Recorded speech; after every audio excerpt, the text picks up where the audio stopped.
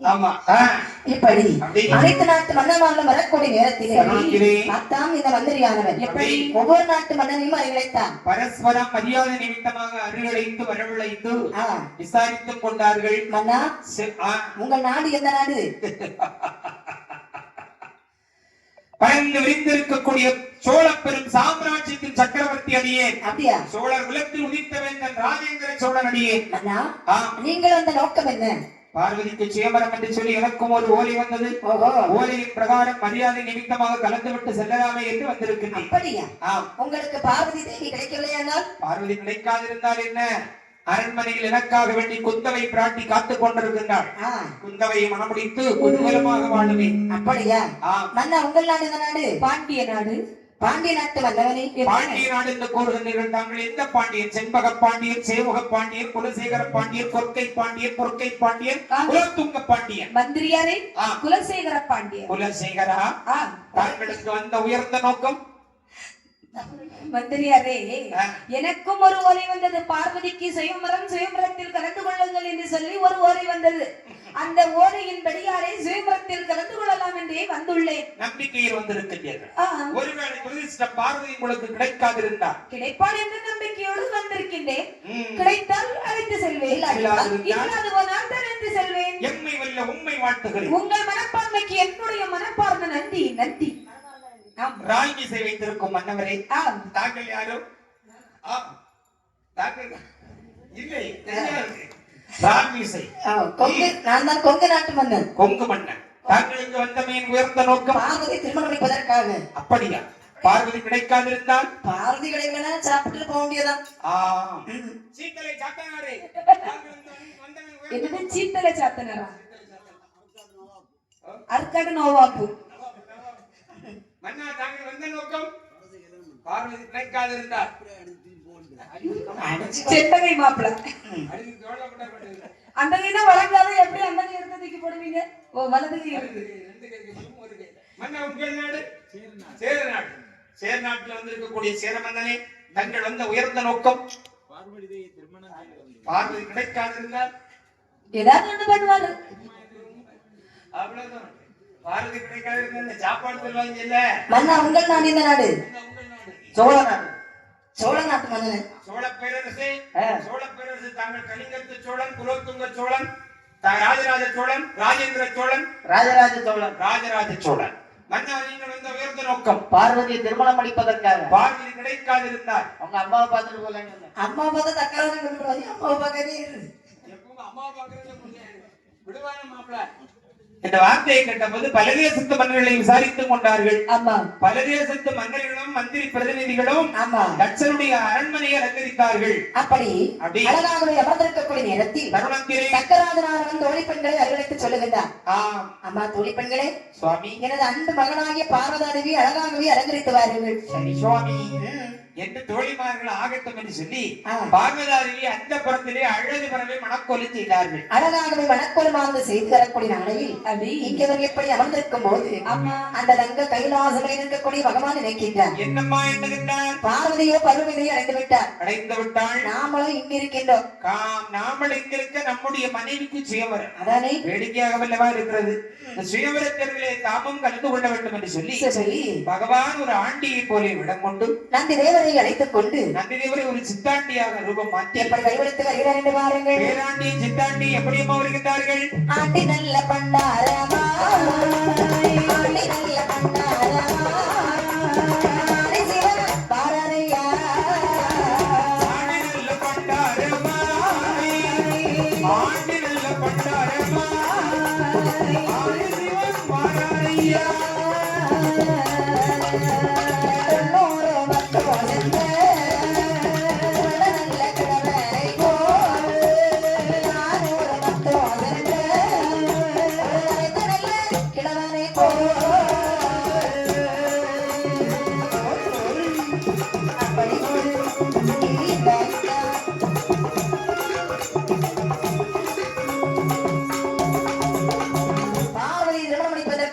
அப்படி பகவான் எப்படி வடிவெடுத்து வருகிறார் என்றார் எப்படி அம்மா வடிவம் கொண்டு வருகின்றார் 90 10 சண்ட தோண்ட நல்ல கிழவனை போலவே 400 10 சண்ட அழைத்த நல்ல கிழவனை போலவே 200 15 இழைத்ததோர் கிழவரை போலவே 300 10 சண்ட முடிவைத்த கிழவனை போலவே முடிமுதிர்ந்த கிழவரை போலவே விடம் கொண்டு நந்தி தேவரை அழைத்துக் கொண்டு 8 மாமலையும் கடல் 7 14 ஓரங்களையும் தாண்டி அந்த தக்காவர ஓட்டைக்கு வருகின்றார் தட்சன் அரண்மனைக்கு வந்தார்கள். தக்காவர ஓட்டைக்கு வரக்கூடிய நேரத்தில் கண்ணிலே கண்டார்கள் வாயிற் காவலாளிகள் அண்ணா என்னடா அங்கே பாருங்கள் இந்த நேரம் 2 பட்டார்கள் வந்து கொண்டிருக்கிறார்கள். இவரை ஒருபோதும் கோட்டைக்குள் அனுமதிக்க கூடாது அரண்மனைக்குள்ளே அனுமதித்து விடக்கூடாது. ஆமா கோட்டைக்குள்ளே வரட்டும்.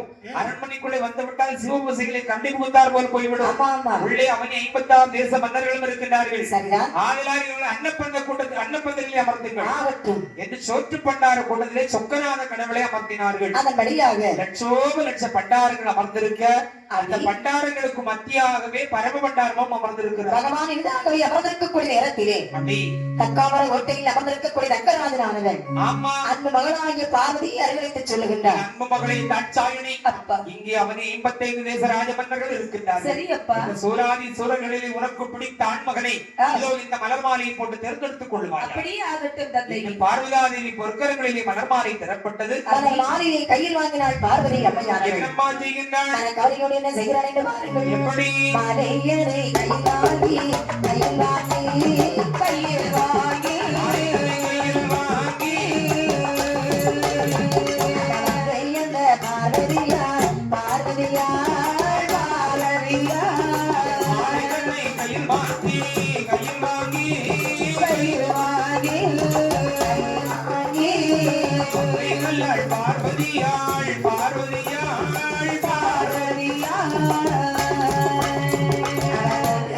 சக்தி வந்தார் அந்த நல்ல மாலை வீச பண்டாரத்தில் கடத்தில் விழ கடத்தில் விழ கடத்தில் விழ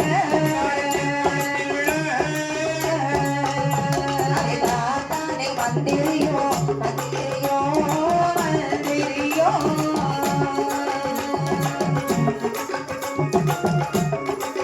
பாடி ஓடி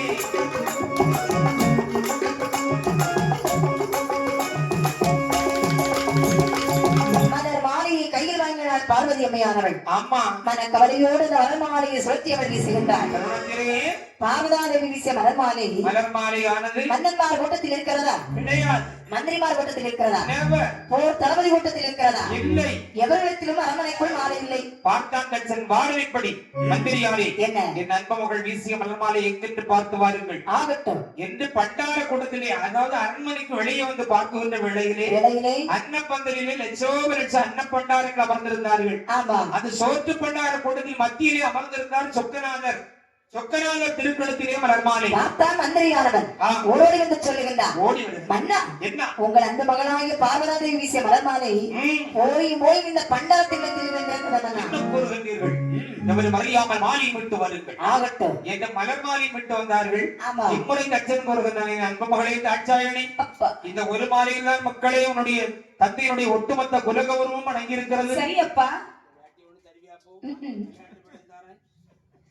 பாடி பாடி வேட்டி வாங்குறதுக்கு வழி இல்லாமல இருக்கு. இல்ல போற கோயில் எல்லாம் சாமி தரதானே செய்யறாரு. இருந்தாலும் பச்சை பேருக்கு வேட்டி உரிய ஒரு நல்ல மாடலா இருக்கு.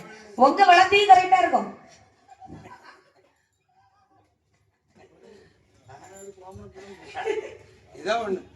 அதனாலே கூறுகின்றான் அம்மா இம்முறையே உன்னுடைய தேர்வு சஞ்சன ஆண்மகனை தேர்வு செய்வதாக வேண்டும். சரி அப்பா இரண்டாவது முறை மலர் மாலை எங்களையால் பார்வதி பொற்கரங்களில் திறப்பட்டது. மறுபடியும் பார்வதாதேவி என்கிறான் சுவாமி அப்பா நம்முடைய திருமண அகவையில் யாமனை மாலை மனம் பிரித்து கையிலே அழைத்து செல்வதற்காக வருவேன் என்று கூறினீர் அல்லவா? தாங்கள் இங்கு இன்னும் வர காணவில்லையே. ஐயோ எங்கிருந்தாலும் உங்கள் திருக்குளத்திலே மாலை விளக்கிடுவது என்று எண்ணிக்கொண்டே அம்மை மலர் மாலை வீசு. அந்த வேட்டியை விடுங்க. அந்த கோட்டை சுட்டு வேணுமா? வேண்டாமா பத்தாதோ. அழகான முறையில் என்ன மலர் மாலை வீசக்கூடிய நேரத்தில் அதே பண்டாரத்தில் தான் மறுபடியும் இந்த மாலை விழுந்தது. பார்த்தான் மந்திரி மன்னா இரண்டாவது முறை வீசியும் அந்த மலர் மாலை அதே பண்டாரத்தில் பண்டாரத்திற்கு ஏதேனும் மந்திரம் தெரிந்தாலும் தெரிய லட்சோப லட்ச பண்டாரங்கள் இருக்க ஏன் இன்னொரு பண்டாரத்தின் இடத்தில் விழக்கூடாது? மன்னா இப்படி செய்தால் என்ன? எப்படி? கல்லாலே உள்ள அறை கட்டி கல்லறைக்குள்ளே இப்படி தடைப்போம். திருமண வைபவம் முடித்த ஒரு பாடு திறந்து விட்டால் என்ன? நல்ல யோசனை. திறந்த யோசனை. இந்த கல்லினால் ஒரு அறையாளை கட்டி கல்லால் அறை கட்டி கரைக்கண்டரை கல்லறைக்குள்ளே இப்படி தடைத்தார்கள். 3 வழியாகவே பார்வதி கரத்தில் மலர் மாலை கொடுத்தான். மலர் மாலையே நம்பிக்கை உமையவள் பார்வதா தேவியானவள் சுழற்சி வீசுகின்றாள். அப்படி இம்முறை மந்திர கூட்டத்திலே மாலை இருந்ததா? இல்லை. மந்திரிமார் கூட்டத்தில் அங்கும் இல்லை. தளபதிகள் கூட்டத்தில் இல்லை. போர் வீரர்கள் கூட்டத்தில் எவர்களுக்கு அரண்மனைக்கு உள்ளே இருக்கக்கூடிய எந்த ஆண்மகன் கூட்டத்திலும் மலர் மாலை இல்லை. கோட்டையில் வெளிவந்து பார்க்கும் போது தருணத்திலே அங்கு பண்டார கூட்டத்திலும் மலர் மாலை இல்லை. அன்னப்பந்தில் இருக்கக்கூடிய பண்டாரங்கள் எவர்களிடத்திலும் மலர் மாலை இல்லை. பார்த்தான் மந்திரி மன்னா, இது அதிசயமாக உள்ளது. எவர்களுத்திலும் மாலை இல்லை. இல்லை அல்லவா? அப்படி என்றார். அந்த கல்லறை திறந்து பார்ப்போமா? பார்ப்போமே என்று 8 கல்லறையை திறந்து பார்க்குகின்றார்கள். கரைக்கண்ட பகவானுடைய கழுத்திலே மலர் மாலை இருப்பதை பார்த்தார்கள். பகவானுக்கு ஒரே சந்தோஷம். கல்யாணம் பண்ணா சந்தோஷப்படாதவர் யார் இருக்கிறார்? அதுவும் மறுஜென்மத்திலே மீண்டும் மனைவியை வந்து அடையக்கூடிய பாக்கியம் பெற்ற பாக்கியவான் அல்லவா? ஆமா ஆமா. அதனாலே எண்ணுகின்றான் கச்சனின் அன்பு மகளை தாட்சாயணி, உனக்கு எடுப்பினை இருந்தும் கொடுப்பினை இல்லையே மகளே. என்ன செய்வதப்பா, எல்லாம் என் தலைவிதி போல் போய் இருக்கிறது. இவர் ஆண்டிக்கட்டோ வாக்கப்பட இதுதான் என் தலைவிதி என்றால் மாற்ற முடியாதல்லவா? என்று பரமனாகிய பரமவுண்டாருக்கும் கட்டளதிக்கும் கல்யாணம். ஆம். நல்லபடியாகவே திருமணம் முடித்து கொடுத்தான். அப்படி திருமணம் முடிந்ததோடு தக்கராஜனானவன் பகவானை அறிவித்து சொல்கின்றார். எப்படி? அடைய பண்டாரம் மாமா. மாமா என்று சொல்லாண்டா மானம் கெட்டவனே. இந்த தக்காவர கொட்டில் உனக்கு என்ன வேலை தெரியுமா? தெரியாது. 3 நேரம் எனக்கு உறுதி கொண்டு வர வேண்டும். எப்போதெல்லாம்? அதிகாலை, அதிக வேளை, அந்தி மாலை. அப்படி விட இப்படி செய்தல் என்ன? எப்படி? விபூதி கிழங்கு உங்களுக்கு தந்து வைத்து விடுகிறேன். இல்லை இல்லை, தேவைப்படும் போதுதான் கொண்டு வர வேண்டும். அப்படியா? அந்த நேரத்தை கொண்டு வந்தா போதும். ஒருவேளை ஒரு நேரம் நீ தவறிவிட்டாய் என்றால் என்ன? மறு நேரம் என் இடைவாழ் உன் தலையை கொய்வதற்கும் தேங்காய். ஏதோ விதிவசம் நீயோ மாட்டிலே ஏறி ஓட்டிலே இருந்து ஓட்டாண்டி என்னுடைய மகளை திருமணம் முடித்துக் கொண்டாய் என்பதற்காக வேண்டி மாமா என்று அணுக வேண்டாம். ஆமா, புரிந்ததா? புரிந்தது. உலகத் ரட்சகராகிய ஆண்டவர் ஆதி சிவனாரே விபூதி கொண்டு வழிபடி நிர்மாணித்தான் பிரஜாபதி தட்சன். நல்லபடியாக பகவானானவர் தினந்தோறும் ஆண்டவர் தட்சனுக்கு திருநீர் கொண்டு கொடுத்து கொண்டிருந்தார். 3 நேரம் உறுதி கொடுத்து வருகின்றார் பகவான். சபாஸ். ஒரு நாள் தினத்திலே சொல்லுகின்றான் தக்கராஜன். ஆம். அடே பண்டாரம், ஆமா, நாளை மறுநாள் தினத்திலே இங்கு ஐநா சபையானது கூட இருக்கின்றது. தாராளமாக கொடுங்க. அன்று மட்டும் நீ ரக்காபரவத்தைக்குள் வரக்கூடாது, என்னை மாமா என்று அழைக்க கூடாது, எனக்கு உறுதி கொண்டு தரக்கூடாது. இந்த கட்டளை விதித்தான் தட்சன். ஆமா, அதன் பிரகாரம் ஆகட்டும் என்று தலையசைத்து சம்மதித்தார் பகவான். அந்த நாளும் வந்தது. ஐநா சபையானது கூடுகிறது. தக்காவர கோட்டையே ஜெயதேவன திருவிழா கோலம் கொண்டிருந்தது. நாட்டின் வளமைகளை பற்றி பேசிக் கொண்டிருக்கும் போது பல ஒப்பந்தங்கள் கையெழுத்தாகி கொண்டிருந்த இனிமையான தருணம் அது. பார்த்தார் பகவானார். அந்த அரங்கம் இருந்த சபையிலே அரணார் வருகின்றார். இதுதான் தக்க தருணம் என்று சொல்லி எட்டிக்கொண்டு கையில் உபதியை எடுத்துக்கொண்டு அந்த அரங்கம் என்ற சபையில் வருகின்றார். ஆமா, மாமா என்னங்க மாமா விபதி என்று அழைத்தார். ஏறிட்டு பார்த்தான் தட்சன். சப்தம் வந்த திசையை நோக்கி கோர்த்து கவனித்தார். யாரங்கே? யார் இந்த பிச்சைக்காரனை அரண்மனைக்குள்ளே அனுமதித்தீர்கள்? வெளியே இறங்கடா நாயே என்று உறக்க கத்தினான். இந்த ஒரு வார்த்தைக்காக வேண்டி காத்திருந்தவர் போல் வருகின்றார் பகவான். தாட்சாயணி, உன்னுடைய தகப்பன் தட்சன் என்னை போடா என்று ஒலித்து விட்டார். அப்படியா? இனிமேல் ஒரு கணம் என்ன மறுகணம் கூட நாமல் இங்கிருக்கலாம். பகவானே, ராமன் இருக்கும் இடம்தானே சீதைக்கு யோத்தி. வாருங்கள் சுவாமி, கைலாச மலைக்கு செல்கிறார். ஆண்டவனாரும் அம்மை உமையவளாகப்பட்ட பார்வதா தேவி அந்த கைலாச மலை எப்படி வருகிறார் என்று பாருங்கள். எப்படி அம்மா? அந்த சிவனாரோ பார்வதி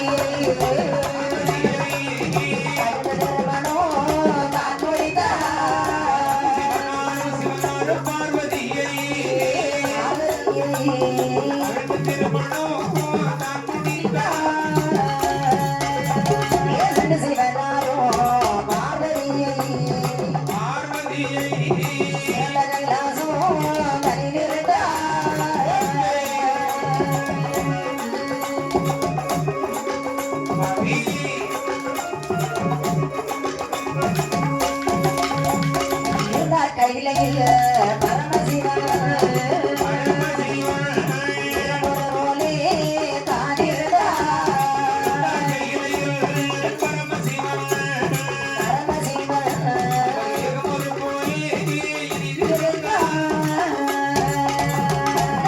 முகமடி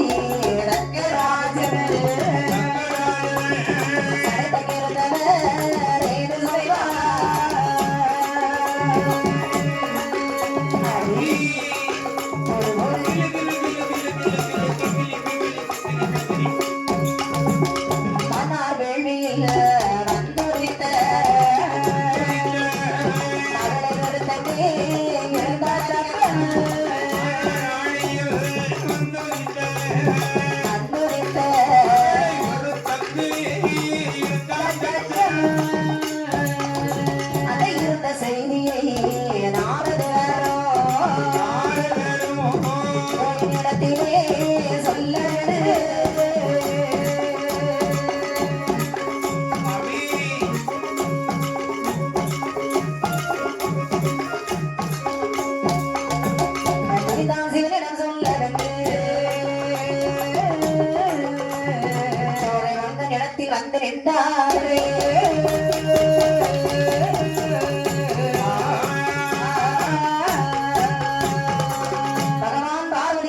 கொண்டு கைலாசமலையிலே இனிதாகவே அமர்ந்திருக்கின்றார். கைலாச மாமலையிலே சக்தி சமேதரனாக ஆணிப்பன் கட்டிலே ஆண்டவனார் அம்மை உமைவிடாகப்பட்ட பார்வதியும் அமர்ந்தார்கள். ஆமா, அப்படி அமர்ந்திருக்கக்கூடிய நேரத்தில் ஐநா சபையை நிறைவு செய்தான் தட்சன். ஆமா, வருகின்றான் அரண்மனையின் அந்தப்புறத்திலே.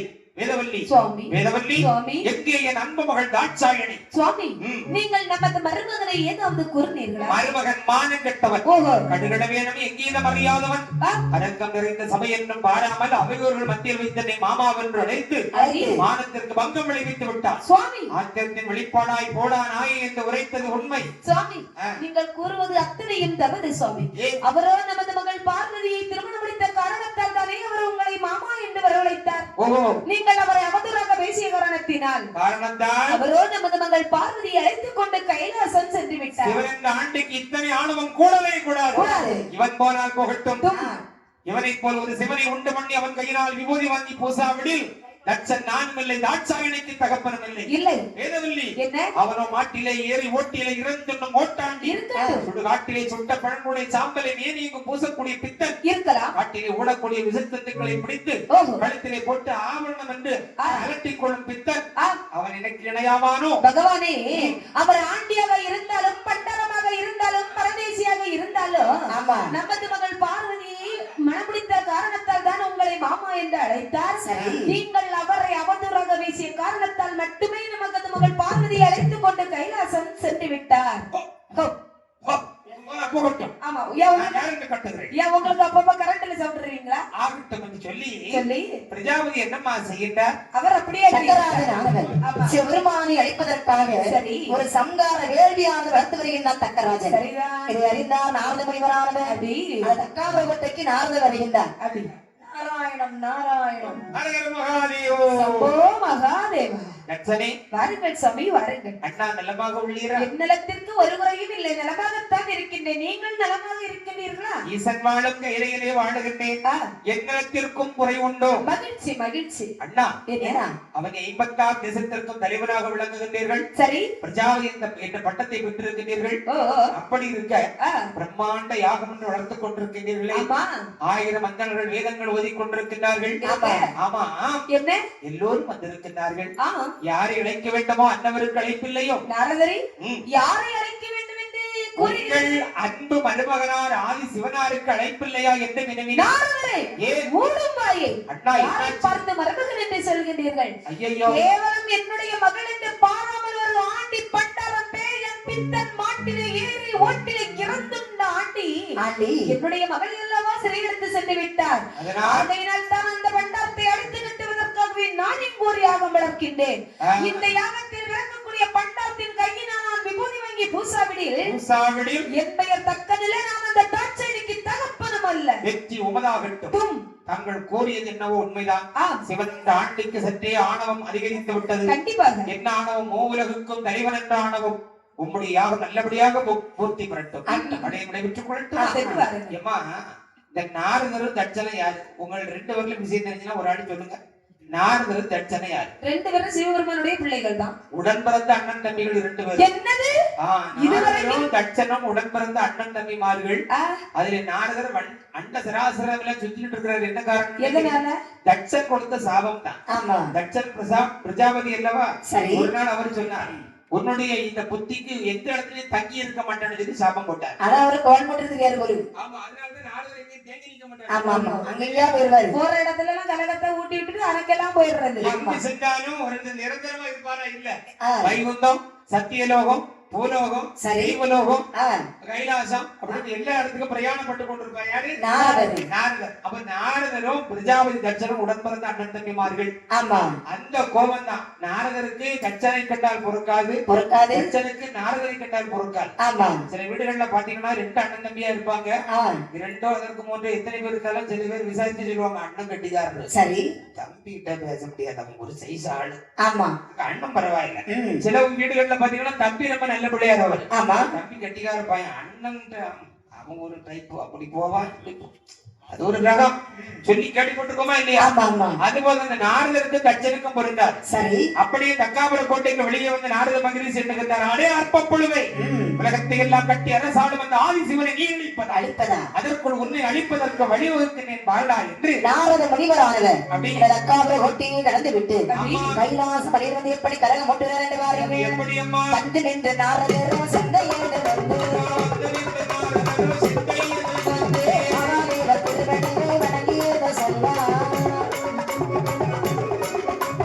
கந்தனையும் நொண்டியையோ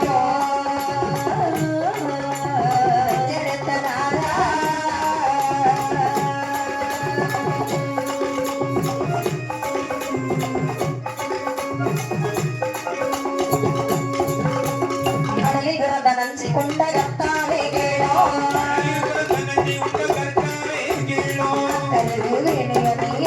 கூட்டாடி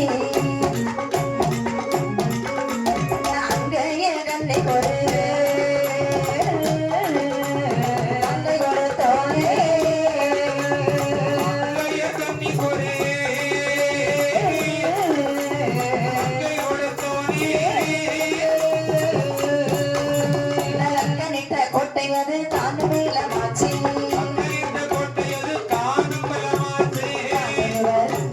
போகாது ஐயா போகாது கணித கோட்டை வேலி போல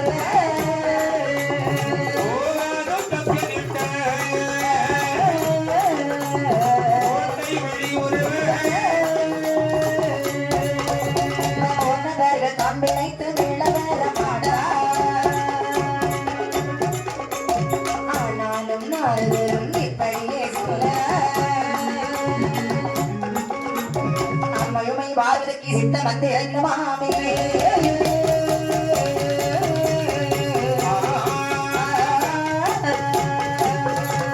நாலு மனிதரானவர் கைலாசம் அழைக்க வருகின்றார். கைலாசம் வருகின்றார். ஹரஹர மகாதேவோ சம்போ மகாதேவ சிவ சிவா சங்கரா சதாசிவா சர்வாபரண மாதுரபாகா அம்மையுமை பங்கா ஐயனே அம்மையும் அப்பனுமாக ஆணிப்பொன் கட்டிலே காட்சி தருவீர்களே அம்மா தாங்கள் மட்டும் தன்னந்தனிமையிலே அம்மை எங்கே? அம்மை அவளே சிவ சிவா ஒரு நாளும் இங்கு வரமாட்டே அல்லவா? ஆமா இன்று உனக்கு ஒரு இடம் கிடைக்கவில்லையா கரல் முட்டுவதற்கு? கைலாசம் தான் கிடைத்ததா? இறைவனாரே கலகம் என்று எண்ணிக்கொள்ள வேண்டாம் ஆண்டவா. நாரதர் கலகம் நன்மையில் முடியும் என்பது தாங்கள் அறியாததா? நன்றாக திருவிளையாடல் பிராணத்திற்கு முன்பாக என்னுடைய கலகம் இம்மாத்திரம். ஐயனே என்ன ஒரு நற்செய்தி கொண்டு வந்துள்ளேன். என்ன செய்தி கொண்டு வந்தால்? பெரியவங்களுக்கு சென்றேன். சரி. இறுதியிலே தக்காபுர கோட்டைக்கும் சென்றேன். என்ன தக்காபுர கோட்டைக்கு சென்றீர்களா? ஆம் சுவாமி. அங்கே மாமனாகி ரக்கராஜன் எப்படி இருக்கின்றார்?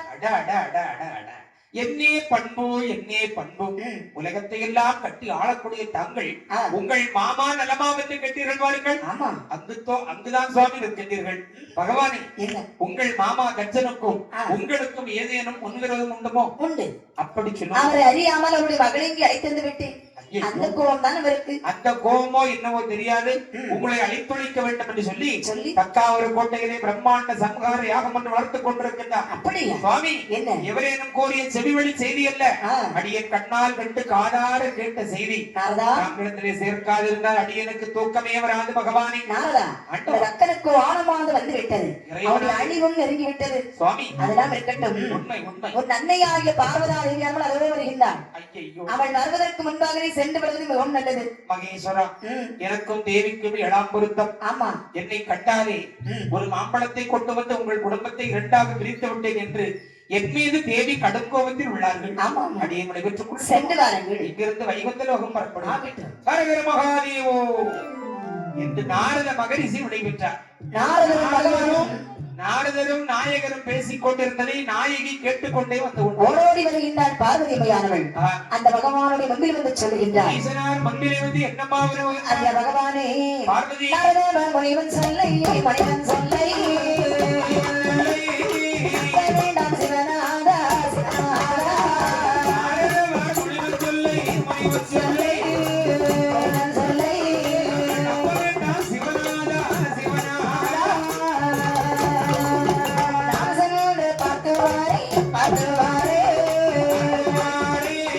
நாயகமே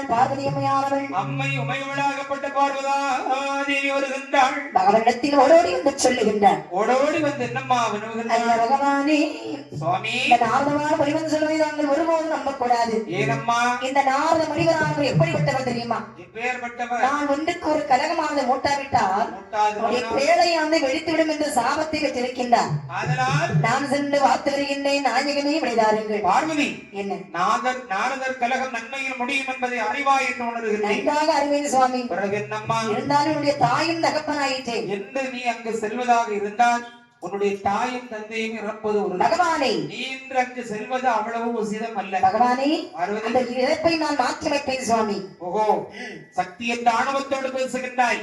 வெற்றி அல்ல உனது, தோல்வியே உனது. போய்த்தான் ஆக வேண்டுமா? நிச்சயமாக பெண்ணாக பிறந்தவள் பிறந்தவற்றுக்கு நிச்சயமா அல்லது புகுந்தவற்றுக்கு நிரந்தரமா என்பதற்கு ஒரு பதிலை மட்டும் வலித்து விட்டு போ. பகவானே, பெண்ணாக பிறந்தவள் பிறந்த வீட்டிற்கு பெருமையும் புகுந்த வீட்டிற்கு பெருமையும் தேடி கொடுப்பதானே ஒரு பெண்ணுடைய கடமை. ஆனால் நீயோ கணவனாக என்னுடைய வார்த்தையை மீறி போய் ஆக வேண்டும் என்று நடப்பிடிக்கின்றாயே.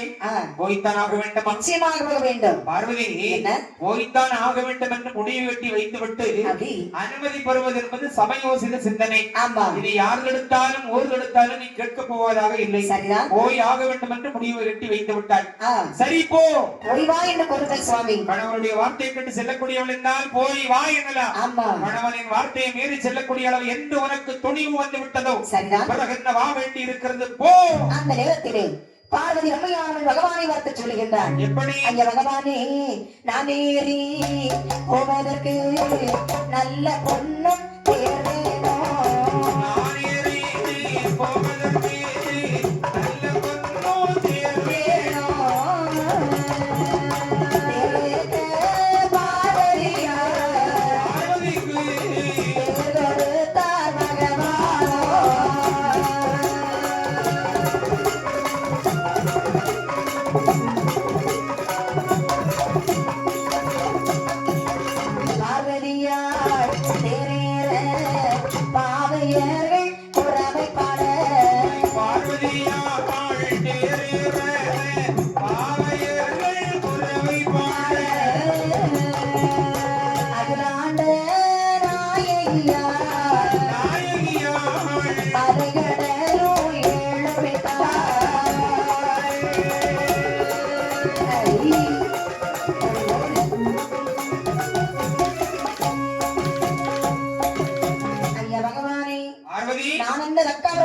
செல்ல வேண்டும் என்று சொன்னால் வேண்டுமானால் கால்நடையாக போக முடியுமா?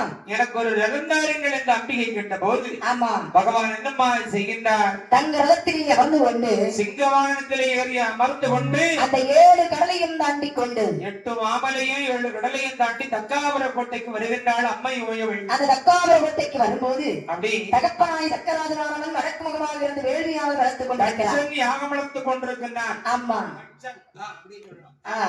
அப்படி வளர்த்துக் கொண்டு இருக்கும் போது ஓடோடி வருகின்றாள் பார்வதி அம்மையானவள். ஓம் பிரம்மதேவாய நமக. ஓம் பிரம்மதேவாய நமக. ஓம் பிரம்ம குருவே நமக. ஓம் பிரம்ம குருவே நமக. பிரம்மநாமம் உரைத்து யாகம் வளர்த்துக் கொண்டிருந்தான் பிரஜாபதி தட்சன்.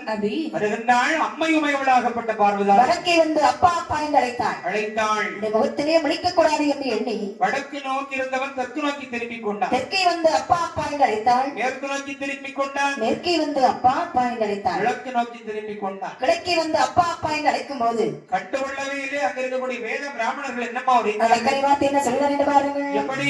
உன்னகதான் பார்வதியாள் பார்வதியா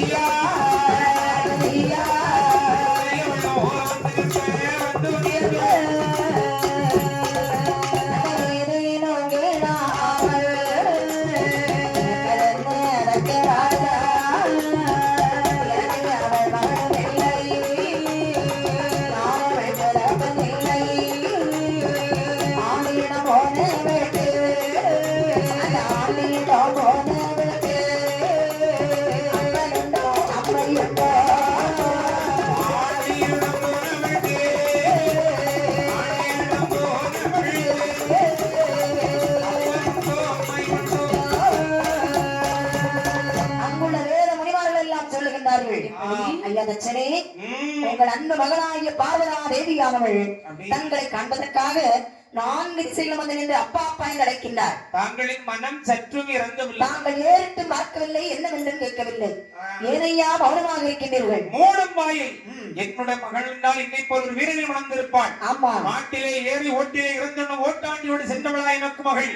போக சொல்லுங்கள் பைத்தியக்காரி, என் மகள் தாட்சாயணி என்றோ இறந்து விட்டாள். இவளுக்கு மகளும் அல்ல, நான் அவளுக்கு தகப்பனும் கிடையாது. இந்த வார்த்தையை கேட்டதும் பாரதாதேவி சொல்ற, ஆண்டி எங்காலும் ஆதிபரவர் என்றோ பண்டாரமானாலும் பரமசிவனானவர்